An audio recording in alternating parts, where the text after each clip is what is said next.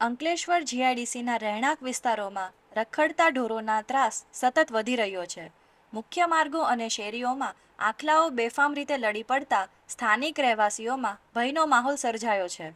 તાજેતરમાં બે આખલાઓ વચ્ચે થયેલા યુદ્ધ દરમિયાન રસ્તા પરથી પસાર થઈ રહેલી એક મહિલા તેમની ઝપેટમાં આવી જતા ગંભીર રીતે ઈજાગ્રસ્ત થઈ હતી. ઘટનામાં મહિલાના બંને હાથમાં ફ્રેક્ચર થતાં તેમને તાત્કાલિક સારવાર માટે હોસ્પિટલમાં ખસેડવામાં આવ્યા હતા.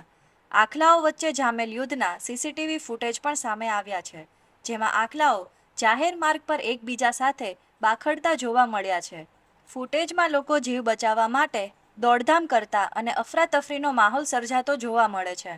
સ્થાનિક રહેવાસીઓએ વારંવાર રજૂઆતો છતાં રખડતા ઢોરોના પ્રશ્નનો કાયમી ઉકેલ આવ્યો નથી તેવી ફરિયાદ કરી છે. રહેવાસીઓએ તંત્રને તાત્કાલિક અસરથી રસ્તા ઉપર રખડતા ઢોરોને પકડી સુરક્ષિત સ્થળે ખસેડવા અને અસરકારક કાર્યવાહી કરવા માંગ કરી છે.